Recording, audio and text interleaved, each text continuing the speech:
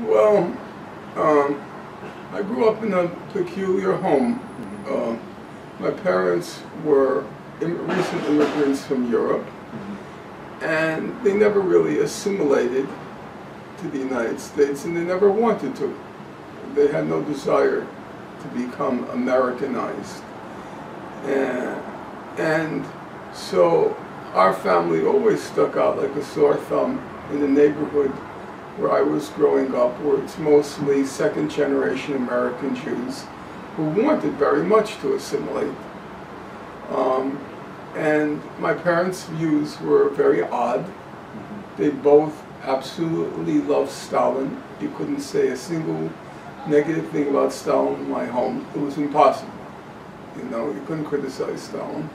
Which, as you can imagine, for a young Jew growing up in the 1960s, to be a faithful adherent of Joseph Stalin was kind of nutty. So already from a young age, I had to deal with the question that my family, my viewpoints, most of which as a young man were inherited from my parents, were odd. And then culturally, for example, I was not bar mitzvahed. And in my neighborhood, that was simply, it was unthinkable, because a bar mitzvah was not so much a religious rite, and it wasn't even a Jewish tradition rite. It was a kind of coming out party. You celebrate, you had a big event, invited lots of people, you get to show off how much money you have. You could tell the rich bar mitzvahs, the rich people bar mitzvahs and the poor people bar mitzvahs. In a rich person's bar mitzvah, they would have a match case with an initial on it, you know, or the size of the room, or the number of couples who were invited. Gotcha. Now, I didn't have a rich person's bar mitzvah, I didn't have a poor person's bar mitzvah. I had a no bar mitzvah. How about the quality of the food? Was the quality of the food different? You know, I don't recall. I don't recall that as being a indicator of something that stood out. Okay. All right. Let's see. What words of advice would you give to your younger self? Your younger self. What words of advice would you give yourself? What words of advice would I give to my younger self?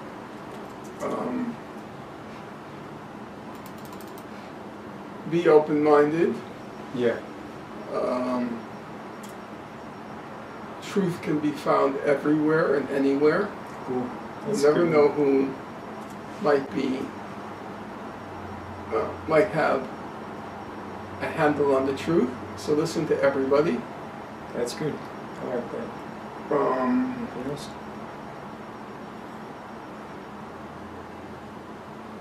Be humble. Here's the question. If you can have one last dinner with your mother and father, what do you think they would tell their young son, who's grown into the person he's become today? Would they be proud of you? What advice or parenting would they give you, reflecting upon the perspective they used to parent you from, insofar as where you stand right now?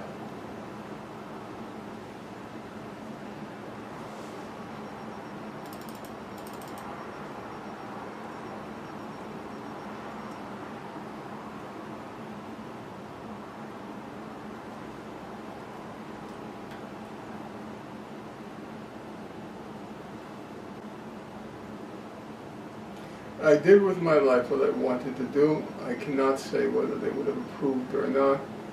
Would they have been proud?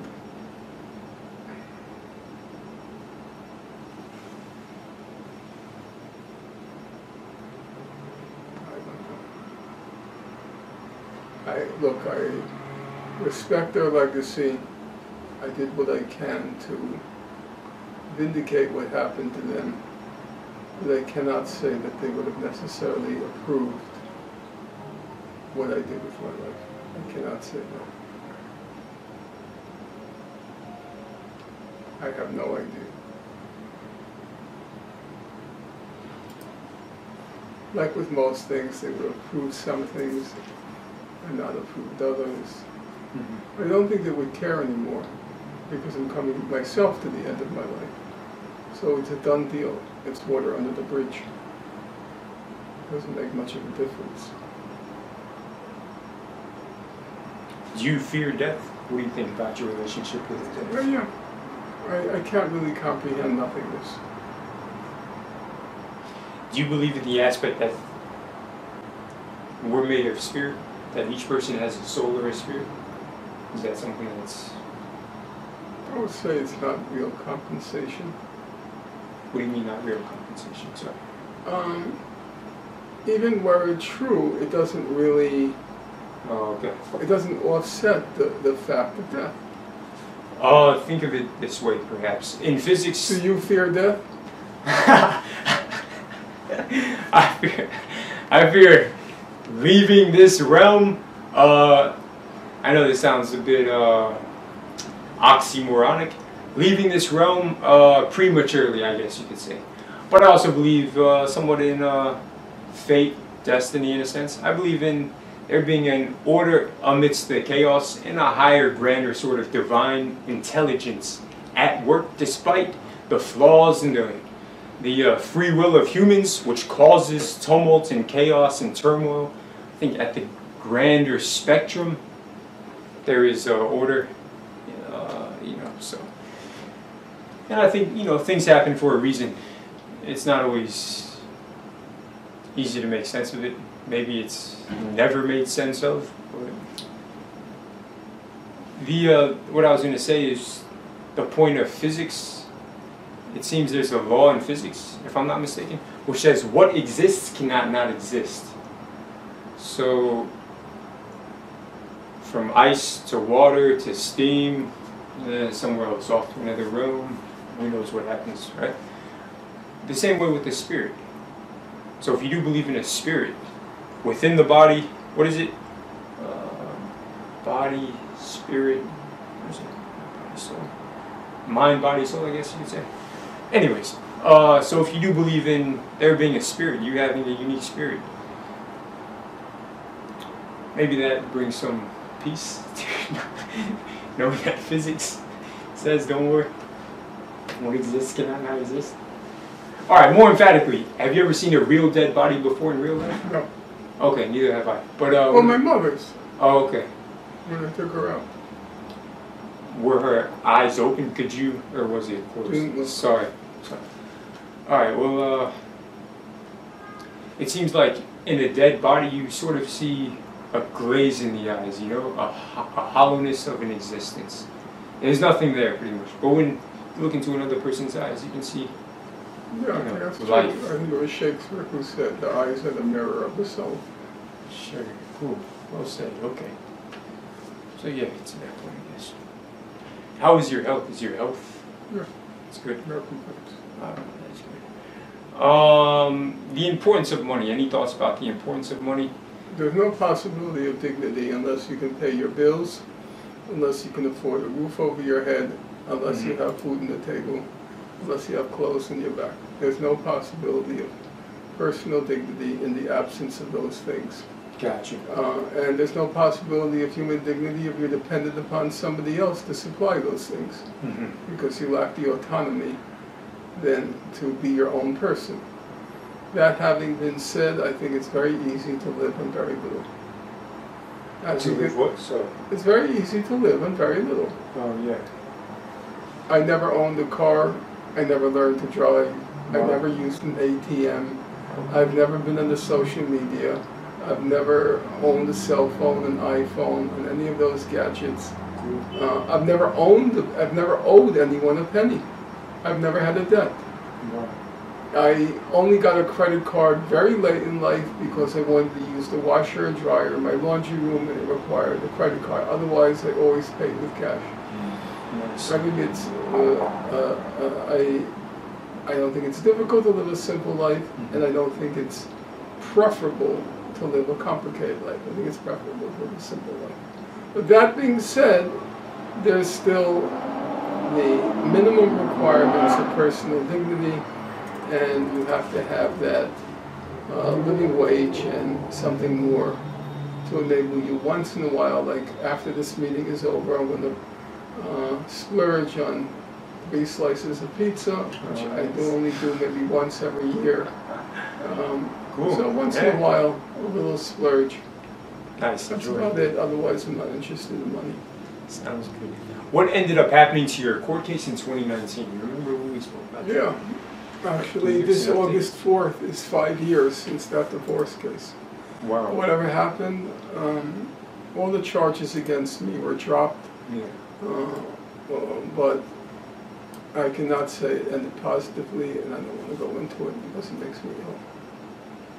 How important is honesty? Even if one does wrong, honesty itself can still serve as a reconciling notion of self-respect, and thus then respect granted to even the worst of atrocious action. I don't agree with that. If repentance through forthcoming admission is forth I don't by the agree with that. Okay, what do I you? don't believe in forgiveness.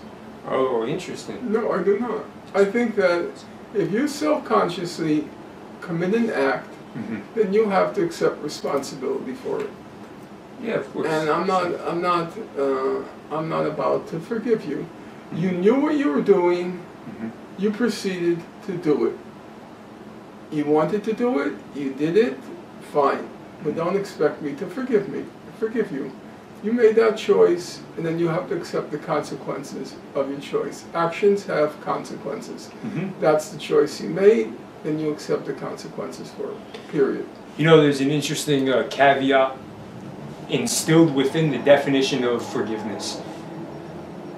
Some would say, Maya Angelou, I think, if I'm not mistaken, she says forgiveness in actuality is not so much you forgiving the other person, but you finding forgiveness within yourself, reconciling your own. I know. Look, all this is mysticism to me. Okay, gotcha. I'm not a forgiving person. Okay. Yeah, I think that pretty much concludes. Towards the end of the book, you write that I am often asked whether I regret any major decisions I made in the past. I can honestly say no. At each critical juncture in my accrediting cancellation, I was acutely aware my answer to this or that question would significantly decide my fate in life. Which is to say, each reply of mine came after careful deliberation. Contrary to popular opinion, I am not impulsive. Stubborn, yes. Impulsive, no. This incidentally reminded me of something in Samantha Power's book. In it, she frequently returns to something she calls the test, which she states, for something to be worth doing, it should be worth doing even if it ultimately fails in achieving its goal. Do you agree with Miss Samantha Powers here? Miss Samantha Power? And looking back at your academic career, which ended in you without tenure and without regular teaching or Without working any teacher. Oh, yeah, without tenure and without any teaching occasion or working opportunities, was it worth it? How do you make sense of this question? I think it's very difficult to come up with some general formula about when, as it were, consciously self-canceling yourself is a good thing or a bad thing. Martin Luther King, as you know, he died at age 39. He was killed at age 39. Believe it or not, I mean, it's very hard to believe, but guess what? Martin Luther King was assassinated in 1968, so let's call it 1970. So that was about 50 years ago, right? He was 39 years old. That means if you add 50 and 39, 89. Martin Luther King could still have been alive today. So you might ask yourself the question, it was clear that King knew he was going to get assassinated, that he had gone too far. He was rocking the boat too much. You'd be surprised to know, I think, that the last public opinion poll before King died, do you know what his disapproval rating was among American people? 75%. He was very disliked. So, you ask yourself a question. Maybe King should have toned it down a little. Maybe he shouldn't have come out so opposed to the war in Vietnam. maybe he shouldn't have persisted in his nonviolent civil resistance. You will recall that when he was assassinated, he was planning on a Poor People's March on Washington. So you ask yourself, if King had toned it down a bit, been a little bit more pragmatic, a little bit more flexible, maybe he would have had 50 additional years in his life. So, what do you say? Should he have, as the expression had it, trimmed his sails, been a little bit more realistic and pragmatic, and offered humanity 50 more years of his life?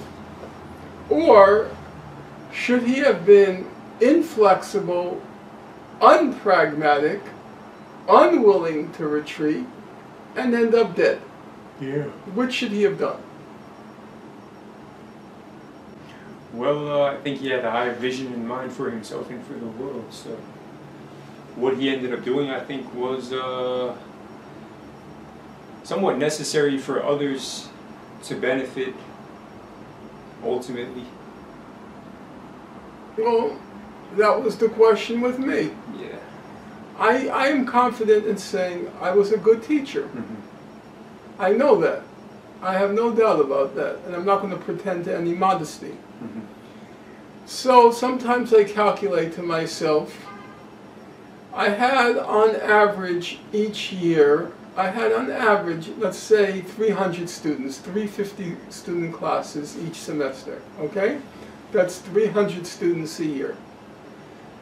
Now you multiply that by 15 years. I lost my job in 2007, we're now in 2022, so it's 15 years ago. You multiply 300 students a year by 15 years, and you get 6,500, okay? 300 times 15, you said? 300 students a year, you multiply by 15 years, and you get about 6,500, is that correct? Yeah, 4,500, excuse me. 4,000. So sometimes I say to myself, if I had toned it down, if I had been more flexible, more pragmatic, I could have reached 4,500 more students. So I decided I wasn't going to back down. I'm going to stand by my beliefs. Did I make a right choice or a wrong choice?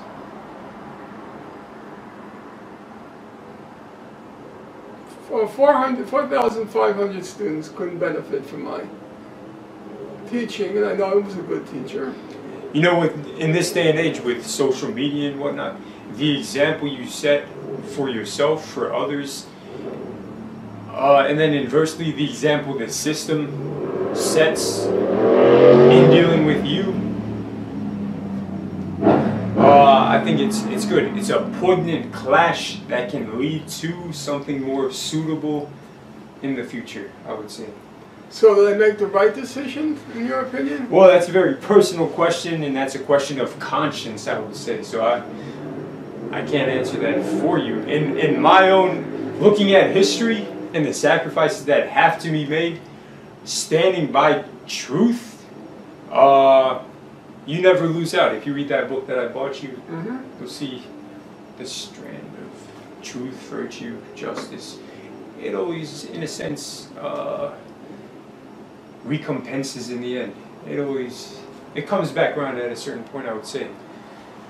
So basically, we reached the conclusion that it depends what your values are. Martin Luther King contributed more to humanity dead than if he had lived another 50 years. Well, when you put it like that, then no. But if he lived another 50 years, he wouldn't have been as potent, maybe, as his death would have been, right? I think death brings a certain potency to a person's life and their work, especially if it's done in a, if their death, their fate happens unexpectedly in some senses, especially even more so if that fate and unexpectancy is at the hands of others, insofar as it's dealing with issues of social issues of injustice, discrimination, things of that nature. I mean, that's what happens to people leaders. Malcolm X, Gandhi, Martin Luther King. Mandela got imprisoned. He didn't get assassinated, but he got imprisoned. Totally agree. That's what I write about in the book. Yeah, exactly. These are, yeah. So it is pertinent. In fact, this is how you tell the difference between somebody who's real and somebody who's not real. What was their fate? Where is Obama now? Obama's in Martha's Vineyard, right? Mm-hmm. Oh, he has several palatials. No, really, he has several palatials. So, so, what do you think? I told you, I think it's what you said. You said, quote, it's a personal thing, and it's very hard to... You ended up saying the same thing as me. It's very hard to come up with a general formula and say, this is the way you proceed. The only point I made was, people think that I act out irrationally, like I throw tantrums. I don't throw tantrums. Actually, I'm very conservative. I live a very conservative life. And I'm very careful about how I proceed. The idea that, oh, Norm threw another tantrum. No, Norm doesn't throw tantrums. I think through carefully the consequences of what I'm doing and whether or not to proceed along a particular path. It wasn't an easy decision for me to make the break with BDS, because then I was banned by the whole Palestine movement. I used to speak at around 40 places a year. You know what happened when I came out against BDS? They all canceled me. I didn't speak anymore. Which is a shame in and of itself, I feel. Right? Well, because you were only against BDS for one specific objective of theirs. One specific objective of theirs amongst the three objectives I think that they hearkened. I didn't like the whole setup. I felt it had a cultish aspect to it. That there's the great leader in Ramallah, everybody has to follow the orders, and if you don't follow the orders, you're a liberal Zionist, or you're this Zionist, or that Zionist.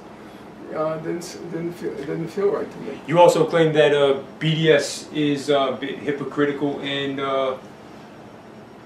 dishonest in their intentions, insofar as them wanting to bring millions of Palestinians back, which goes against international law in that sense. I don't want to go into the details now. I'm just saying it wasn't an easy, that's for another day. I'm just saying it wasn't an easy decision, but I made it. I think we're going to stop now because we're running out of gas. Let's see what time it is. It's 7:33. I think you have enough material to cut it down to like a good, sharp half-hour interview, or 45 minutes. Tomorrow 6 to 8. Tomorrow what? Tomorrow 6 to 8 p.m. Can you do tomorrow 6 to 8 p.m.? Let's look. You don't want to? I'm looking. They're personal questions. Let me just review some of these questions if you don't mind. Alright, well this one is answered.